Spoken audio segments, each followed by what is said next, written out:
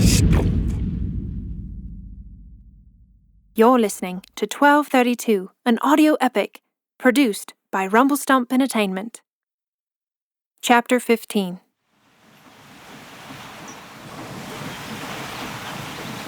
If this is 1060 or so, then I can understand the lapse in records. Let's see. Wells was very obscure in this period, but judging by this, it would have been later than that, somewhere around 1300. No, that's not right either.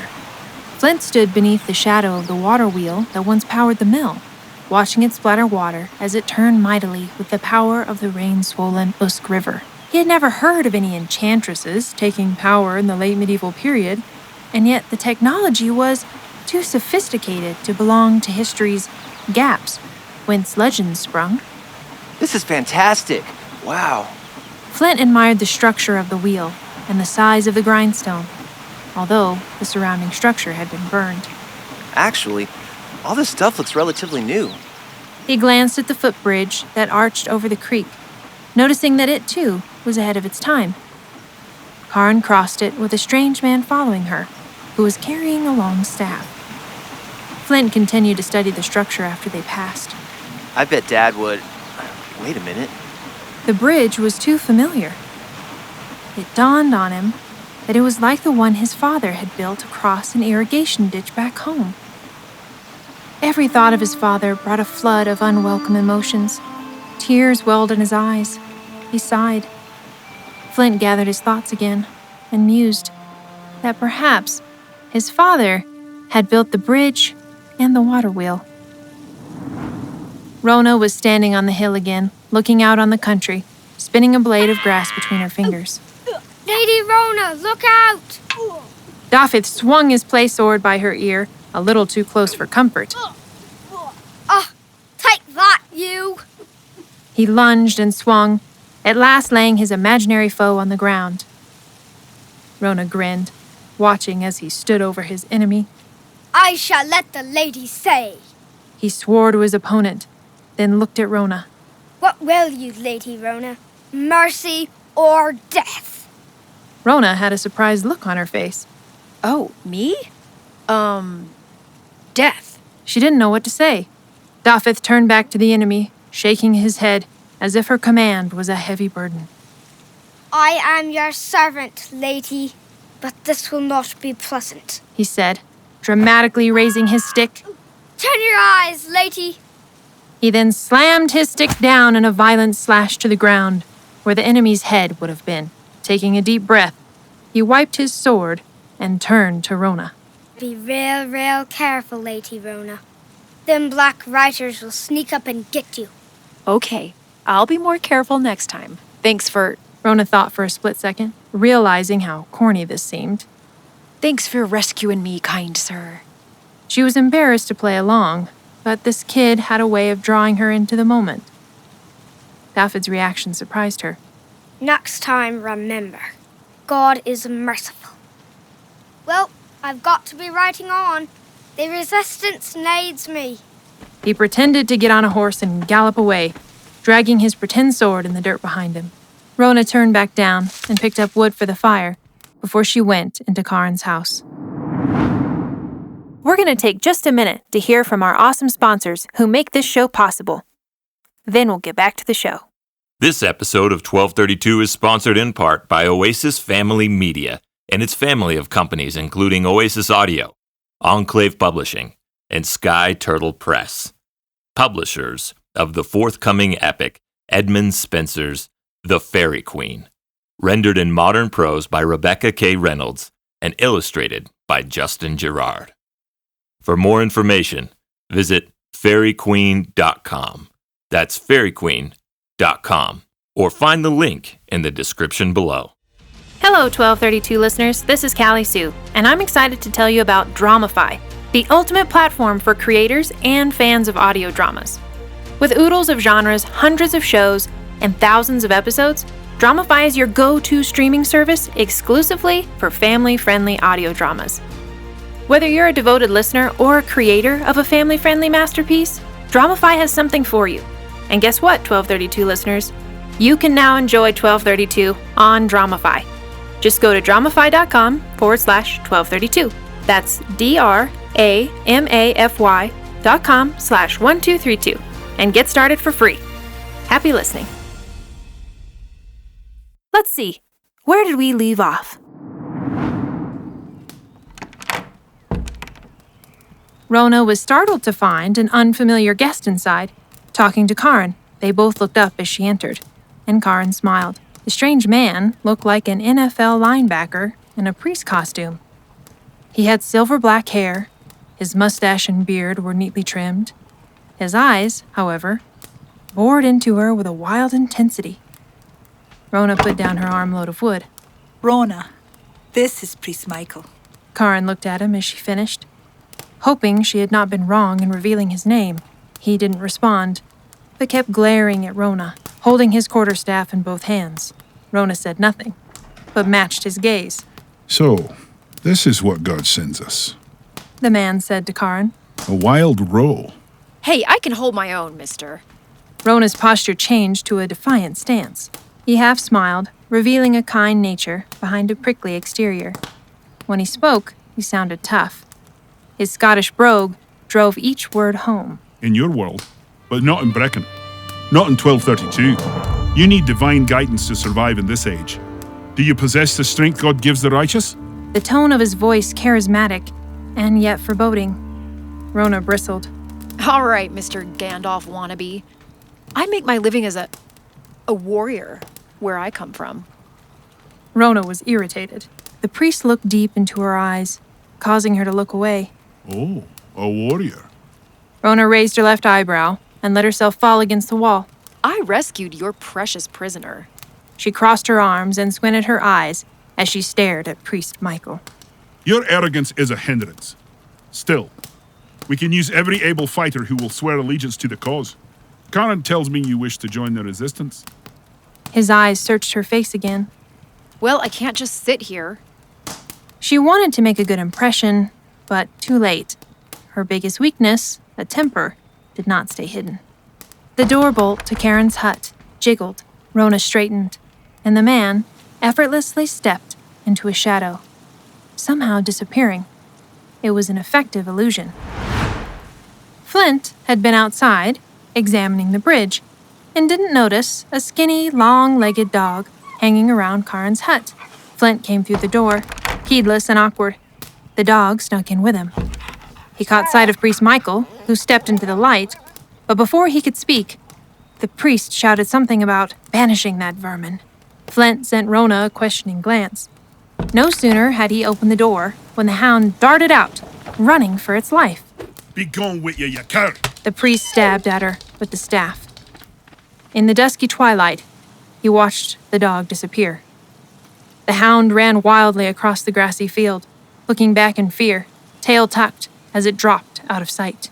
The priest turned toward the hut again, but stopped, his eyes searching the heavens. He stood gazing upward for a long time, leaving everyone inside to ponder his actions. Once inside, and more introductions made, Flint became overexcited as usual. The priest inquired of Flint's expertise. Oh, I'm a historian, actually. I have studied this period and could probably tell you the future, but that's probably not ethical. I mean, if you guys knew what was going to happen, why, that might alter the historic timeline significantly, so I can't really do that.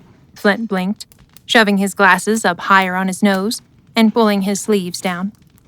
You must know what year it is then, young scholar.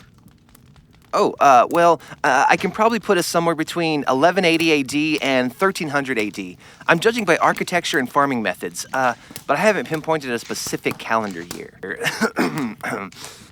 Flint coughed at the end of his nervous speech, embarrassed. The priest only chuckled. Rhona rolled her eyes. While Flint fidgeted, Rhona studied the stranger.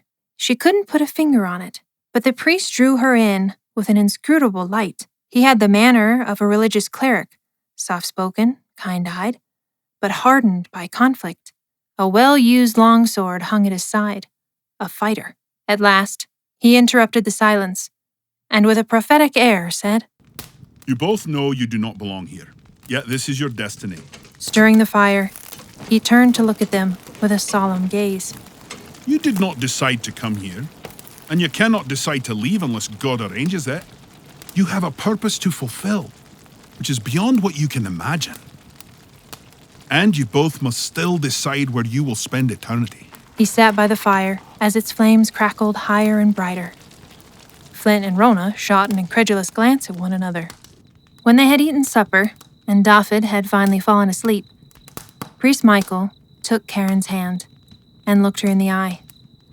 Caryn, you are no longer safe. She will find you. How? Caryn asked, her expression undaunted. There is enchantment here.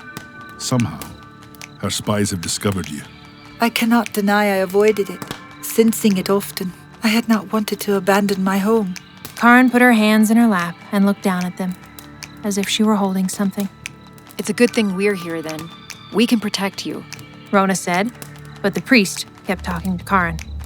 It is worse for you and the boy if they remain here. He gestured toward Flint and Rhona.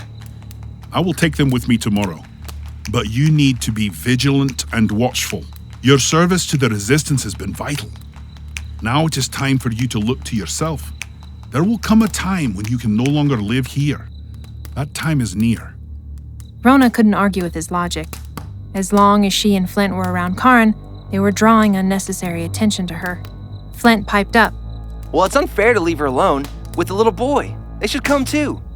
Priest Michael stood to his full height and leaned his bulky frame over the table, resting on his fists. He lowered himself until his eyes met Flint's. This is a risk she must take for us all. Okay, fine. Flint stuttered, backing down. Flint, I trust in the Lord. I made my choice long ago that I would give my life for the cause. You see, they need my eyes and ears here in the town. Caryn placed her gentle, worn hand on Flint's forearm, looking earnestly into his face. Dafydd has chosen to. We have a duty to perform. If we leave, they will know Cardigan has returned to us, and they will surely follow me if I go anywhere. They will have no mercy. Nonetheless, if the blacksmith is discovered before you are, abandon your post and hasten to us. The priest said, courage flowing from his voice and into her heart. She nodded. The enemy grows bolder. He said to Flint and Rhona. We must play our game cleverly, or they will surely take the day. It was unclear to Rhona how the enemy operated, and she was determined to get answers. Into the night, they whispered across the table about tactics Zorreale had used in the past, and how Ragar and his Black Riders maneuvered. Few questions were answered, but Rhona did learn that her father and Hoffman had come through the Carol Stone 3 years ago, but it was not at the time in Zorreale's possession. Strange things were happening in Brecknockshire, and whispers of a witch in the forest around Brecon fueled fear. Thatcher and Hoffman lived among the townspeople at first. John Thatcher had taken the stone with him to study, hoping to return to his own time. When Ragar and Zorreale came into the picture, they enticed Hoffman with power and treasure. He betrayed the resistance, offering the Carol Stone to the Enchantress, and joined their cause. The rest filled in like a classic tale of two thieves taking advantage of an empty throne. The power of the stone, the wealth of the county, and the misguided endeavors of Cardigan proved to be the undoing of the little kingdom. Cardigan had gone wild searching for his brother, who had disappeared, but he returned after Alice, his brother's wife, had been killed, and his nephew Dafydd left alone. A few skirmishes took place in the valley, and Cardigan was captured. Another clever betrayal by Hoffman. Flint interrupted Priest Michael's account. He kept trying to ask more questions, and the priest shot him down. Rhona sat silently, listening. The priest had only known John Thatcher a short time before he was sent away by his holy order. He was gone when the chaos that now overthrew Brecknockshire erupted. Having returned some months back, he endeavored to keep the resistance alive and attempt to free Cardigan. Rhona found in this strange priest someone she could almost admire, judging by the things he said, anyway. Of course, like everyone in Rhona's life, She had to find their weakness, or flaw. No one could be trusted. Eventually, Flint passed out, face down on the table, when Rhona finally lay down. A lot on her mind. If I can't undo what I did back in my past, future, whatever, maybe I can somehow redeem myself by helping these people. But deciding to do this didn't make her feel warm and fuzzy, like she thought it would. And now that she and Flint were knee-deep in the Middle Ages, she had to steel herself against all the God talk. Easiest way to do that was to keep her eye out for an advantage, the upper hand to surviving this world. These people are really radical. But I guess I get that. You're bound to be a little extreme when you've had to watch your world fall apart, all because of radical people on the other extreme. It's just the way the world works.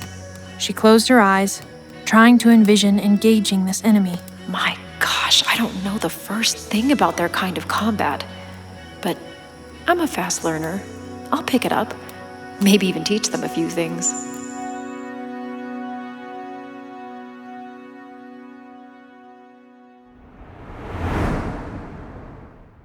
We interrupt this episode to bring you a quick word from our sponsors.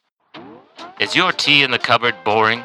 Is the coffee you buy from the grocery store expensive and crappy? It's time you use our promo code 1232 for 32% off your first order of quality tea and coffee from atticustea.com. That's 1232 for 32% off your first order at atticustea.com. 1232 is brought to you by Rumble Stump Entertainment, owned and operated by me, Jet, and my wife, Callie Sue. We love what we do, but each of these episodes requires a ton of work. Although they're awesomely fun to create, each one requires about 300 hours of work from us and our talented team members. So, if you find what we are doing valuable, support us on patreon.com by subscribing to Rumble Stump. Link in the description below. Thank you for supporting the arts. Young and old adventurers alike should know the importance of preventing new injuries and healing old ones. That's why 1232 is sponsored by Alpha and Omega Chiropractic, serving Ruidoso, New Mexico and the surrounding area. Whether you're seeking treatment for a new or reoccurring pain or are interested in preventative care, they are ready to work with you towards a healthier and happier you. Visit alphaandomegachiropractic.com for more information and schedule an appointment today. That's alphaandomegachiropractic.com. Let's see. Where did we leave off?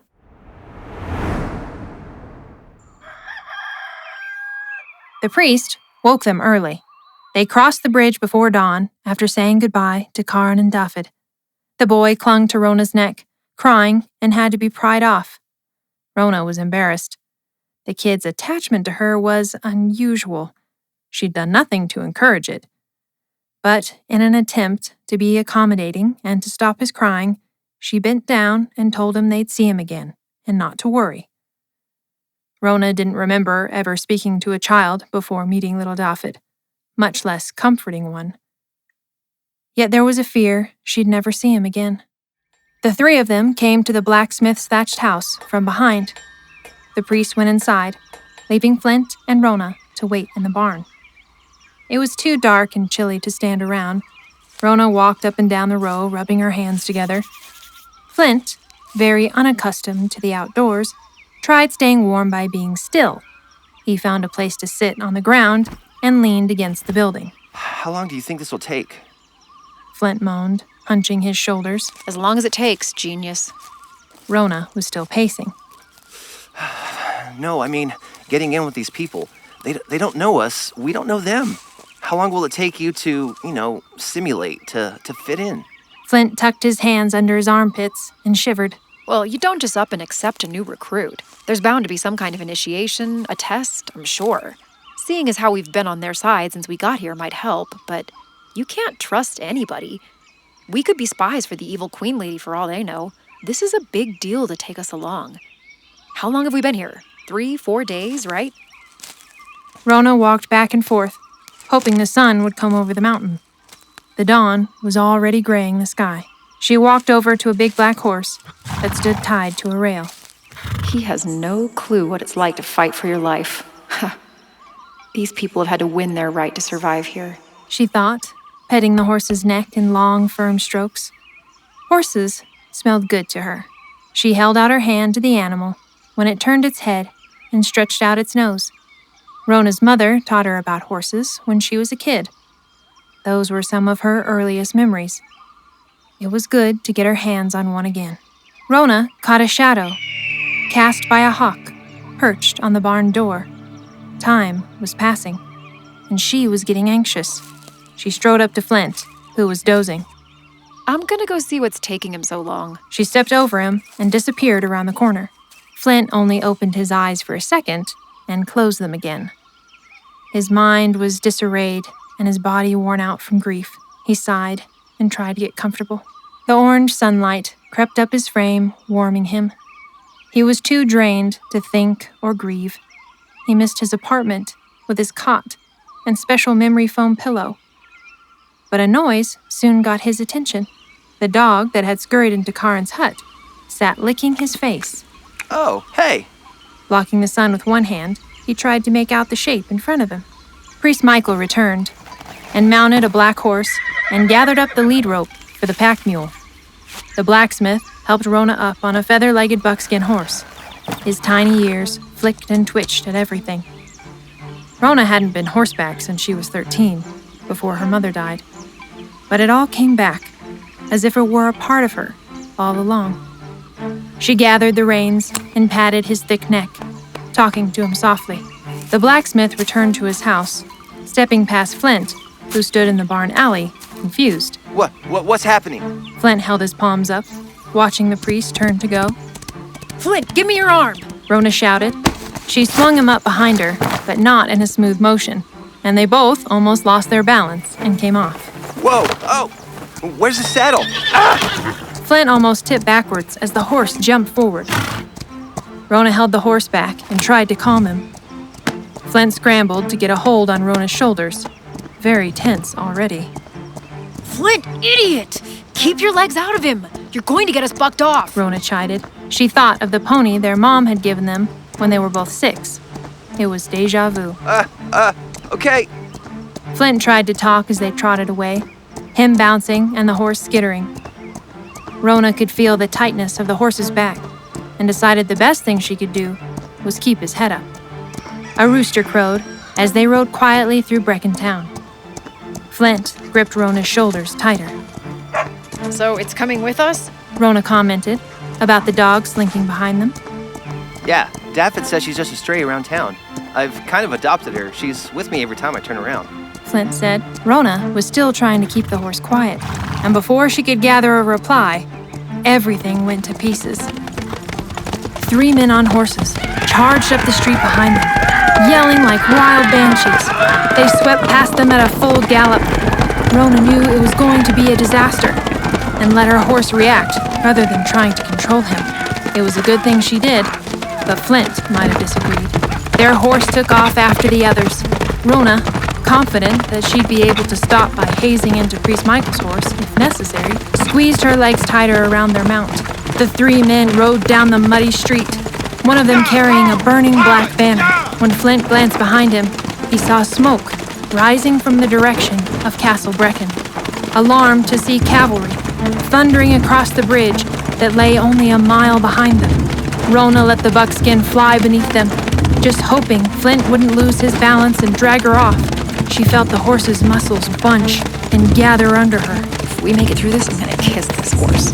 The wild riders flew on up the forest road, and the one with the burning banner shouted to the priest before spurring on. Priest Michael didn't look back. Instead, he quickened the pace. Rhona's buckskin caught the leaders before they hit the tree line. He flew over the ground like a hovercraft, closing in on them and passing them effortlessly. Flint clung to Rhona's waist, figuring out how to ride double. Rhona's full attention was on staying topside. The black horse caught up to them, and they held neck and neck up the winding, narrow wagon track. Priest Michael shouted. Follow them! They were gaining on the 3 men, the fiery banner leaving a trail of smoke easy to follow. They popped over a hill and got butterflies in their stomachs as the horses plunged headlong down the other side. Flint squeezed his eyes shut, and did his best to wrap his long legs around the horse's abdomen. He reached around Rhona and got a handful of the thick mane, knowing he was lost without something to hang on to. Rhona's eyes were wide and fixed on the smoking flag. She dared not look down at the muddy ground, trusting that the horse could handle that. She leaned up on his neck, both hands keeping tension on the reins to help him with his balance. The road dipped and crossed a small creek and went straight up another hill. A tree hung low over the road. Rhona saw it first. Duck! Flint's eyes popped open, 1 second shy of getting wiped off by the branch. He ducked in time, but got splashed by the cold water. He gasped as it hit his face. Now he was pulling out handfuls of mane trying to stay on. The buckskin took several powerful lunges to get up the hill, not unlike a wave-tossed ship. The movement would have lost them both if Flint hadn't such a death grip on the mane. Rhona counted on the rhythm of the horse's strides to keep her aboard, knowing that if she just kept from getting too tense, she'd be able to keep him behind the bit and not lose her balance. Priest Michael's horse slipped and struggled up behind them, and the stray dog as well. Then, as they topped out over the ridge, Rhona saw the three men split in 3 different directions. Oh, great! But the little buckskin did his own thinking. He dashed down the hill, slowing slightly, and ducked off the main road onto a trail in the trees. Rhona let him go, partly because she couldn't control him, and partly because her instinct told her it was a good move. She heard the priest's horse pass by, but the buckskin kept on running down the narrow trail. They turned a corner and rode between a rock and a high bank where a fallen tree lay. There was no time or visible way to turn, so Rhona tried to lean back.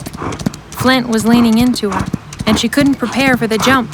The buckskin gathered his feet and leapt over the log, losing Flint and Rhona in the landing. They tumbled over his head when he came down on the other side and landed hard on the muddy forest floor. Rhona hit the ground, but didn't let go of the reins. The horse dragged her a little way, then stopped, breathing hard with his nostrils flared open and his eyes showing white around their edges. Flint rolled away and lay flat, trying to get his breath. Adrenaline shot Rhona up, even though she was hurt, not knowing what to expect next. Had they lost their pursuers? She reached her hand up to the horse's muzzle, approaching him cautiously. Her knees were jerking and hands trembling. She couldn't seem to get enough air in her lungs. She felt the weakness of adrenaline in the pit of her stomach as her heart raced. Flint lay beside the trail, twisting and moaning. Rhona whirled around as she heard a twig snap, her every sense heightened. There were several men hiding in the trees on the bank and waiting behind the rock. Some had clubs, some had rocks in their hands. Before she could comprehend what to do, she heard the throbbing of hooves in the mud. 4 horsemen in black cloaks and tunics rode toward them with swords drawn. The first rider had just made it over the fallen tree before a rock hit him square in the head and knocked him off. The second and third tried to stop, pulling hard on their horses' heads. One of them pulled his horse down on himself, and the other horse leapt into the air, nickering, and came down high-centered on the log. An arrow struck the rider. The last horse and rider came past the rock and fell on top of the one already down, sending the rider flying. In the tangle, the 5 scruffy woodsmen that lay in wait closed in, giving them a good whipping.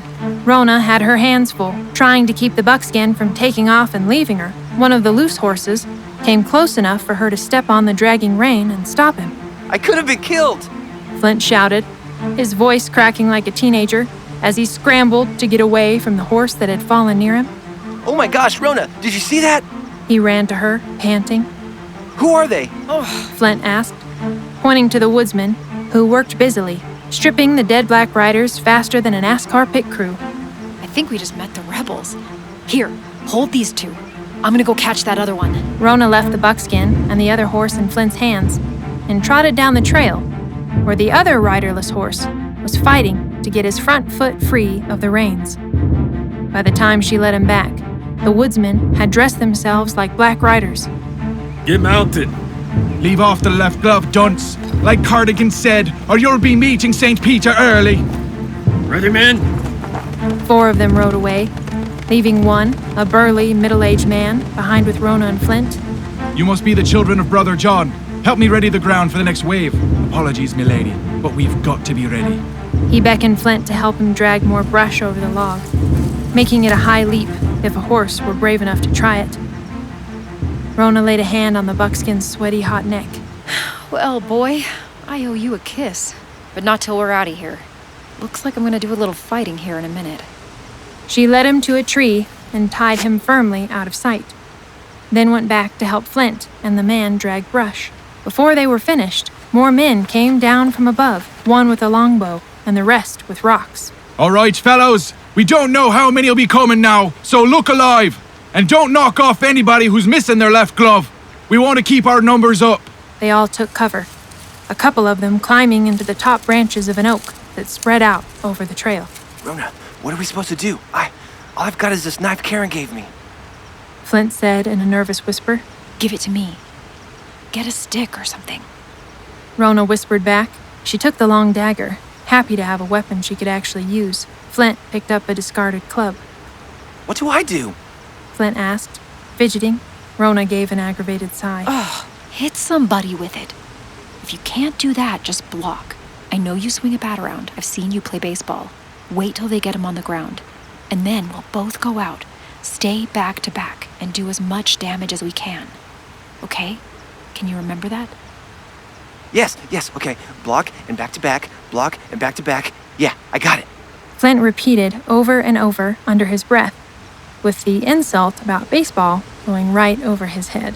In the next instant, 4 black riders came close together, jumping the log abreast with one another. Behind them came rushing 5 more. Flint and Rhona had little time to think. They were in the thick of the fight, even before all the black riders had been unhorsed. The resistance bowman stood atop the rock to hit any black rider that might have time to use his crossbow. But the fighting was so close and so intense that he couldn't risk shooting arrows into the fray. Rhona and Flint, back to back, found themselves overmatched. Flint did block and dodge a good number of sword blows.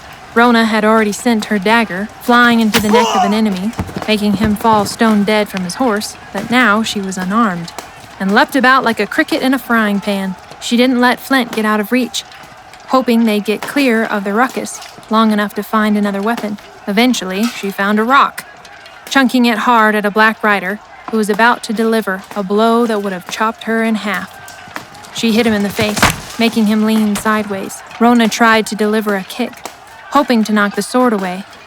It worked, but did little good. Flint only knew he had to survive. There was a great deal of noise in his ears, but one word came clear through it all. Crisp, like from a speaker.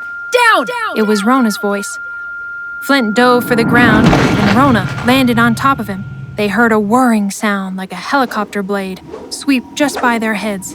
Flint's face, now buried in the dirt. Rhona had reached for a sword when she saw the priest behind the black rider, swinging his quarterstaff low to the ground. Rhona jumped high to avoid being knocked down by the same swing. When she landed, she saw him wind up for another one and realized there must be another enemy behind her.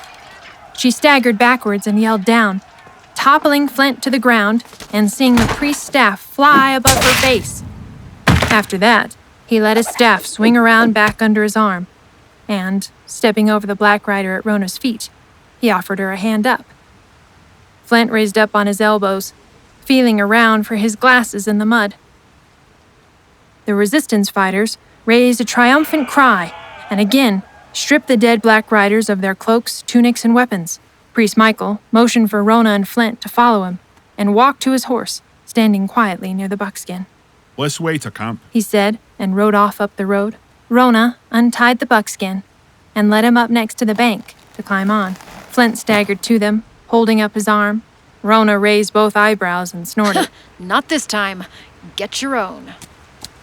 Rhona, I can't walk the whole way. Rhona trotted off, laughing a little, looking over her shoulder to wave at Flint. He threw up his hands in disgust. Rhona patted the buckskin's neck as she came up beside the priest.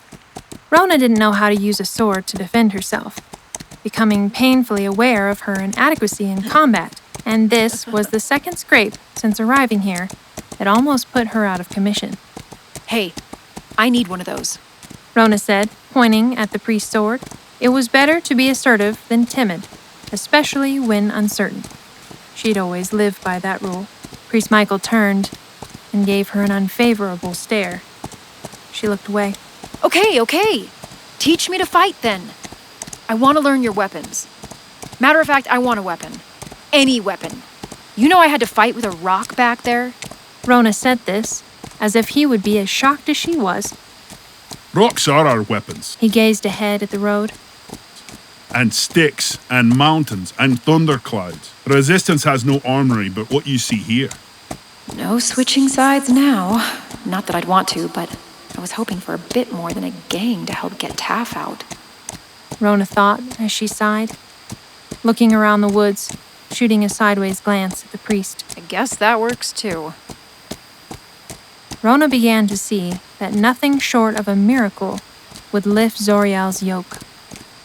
I think you have one advantage over your brother, Rhona. You can ride. She didn't know how to take the compliment.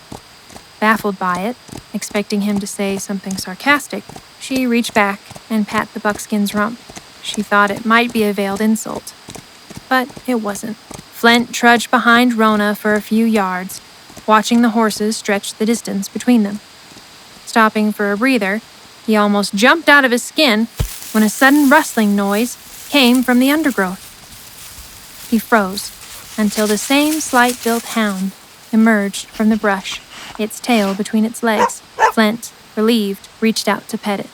Oh, it's you. Come here, little girl. Aw, you're a sweet puppy. Come on, let's keep going. Flint rubbed the dog's head and whistled as he walked away, coaxing the timid dog to follow him. Within a few minutes, it was bounding along ahead of him, its nose on the ground, wagging its tail whenever Flint spoke. Finally, they got close enough to Rhona to be within earshot. So what was that all about back there? Nobody ever told me what the heck was going on. Flint jogged to catch up. Rhona had figured out the basic tactics, but didn't answer Flint's question. Flint then made a big deal of how cute the dog was and tried to get it to fetch a stick. His sister ignored him. She stroked the buckskin's mane, smiling to herself. She missed horses, really. After all this time, she had forgotten the grand feeling of being on the back of one and how the world looked better from there. I need to give you a name, boy. She said to the horse. His little black-tipped ears swiveled back as if to say, "Yeah, I'm listening." Rhona reached back and rubbed his rump. Well, you saved my life today. How about Hero? He shook his head, throwing his long mane and forelock into a tangled mess around his ears. Rhona chuckled. This much about the nightmare was fun, at least. Afternoon had come, and the sky promised rain. Spirits were high in the rebel camp. Rhona noticed mostly men, all armed with spears or long knives or clubs, but they looked hardened and rough. Flint walked beside Rhona, finally quiet, until he got close enough to say, I don't think we knew what we were getting into. But I still think we did the right thing. Better to be on some side than no side at all. They were escorted to a fire and told to wait. Flint rolled his eyes at them and sat on the ground. What? Flint asked, narrowing his eyes at her. You've been through a lot lately. It's nothing.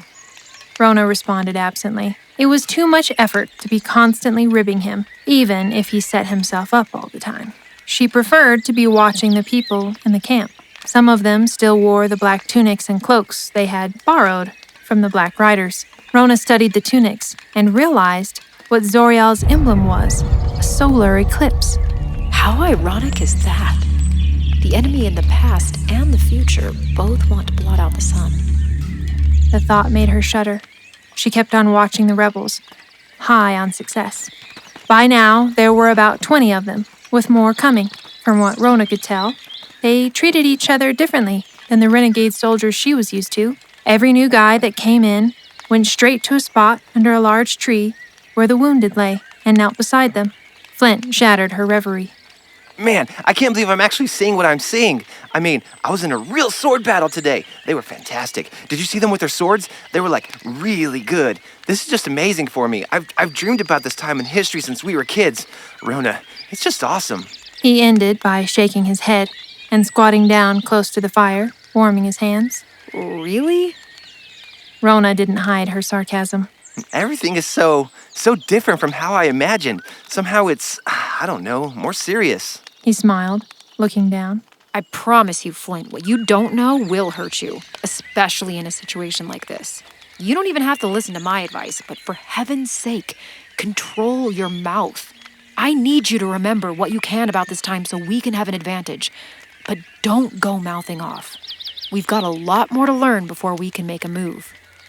Rhona's gaze locked on 3 young men coming down the hill with the priest. She reprimanded herself for staring a few seconds too long, but they looked dashing in their white flowing shirts, swords at their side. They were the same guys that rode through Breckentown like hellions earlier that morning. Flint stood up beside Rhona, still holding his hands toward the fire.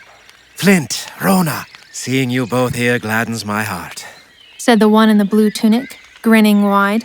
Rhona would know those eyes anywhere. It was Cardigan. Pardon my ill manners. May I present to you Smith? He gestured to the burly blond man next to him. And Edward, my old friends. Edward was wiry and dark-complected, but all 3 of them wore silly grins that seemed so out of place to Rhona and Flint. They both bowed to Rhona and nodded to Flint. Cardigan slapped both their bellies and stepped forward before they could elbow him back. He smiled all the time, and Rhona decided it must be a nerve defect. You clean up good. Flint blurted out without thinking. Ed and Smith both burst into laughter and told Flint his comment made him one of them. You're one of us now, young man. You're one of us. Cardigan shook his head, still smiling, and bowed to Rhona. She said nothing and fought the urge to disappear behind a tree. It was awkward to be treated differently. She'd always been one of the guys. Not knowing what to do, she made a swift motion that kind of looked like a head bob and took a step closer to Flint. More men returned as the rain drizzled through the canopy of green, and there was a great deal of back-clapping and storytelling that night. Rhona, however, preferred to stay away from Cardigan and his friends and tried to find things to do. She watered horses with Scarlet, a mute girl. Flint, on the other hand, talked to everyone completely enamored. Rhona didn't want to listen to his non-stop chatting. Hero and Scarlet seemed like much better company. Neither one of them said anything at all.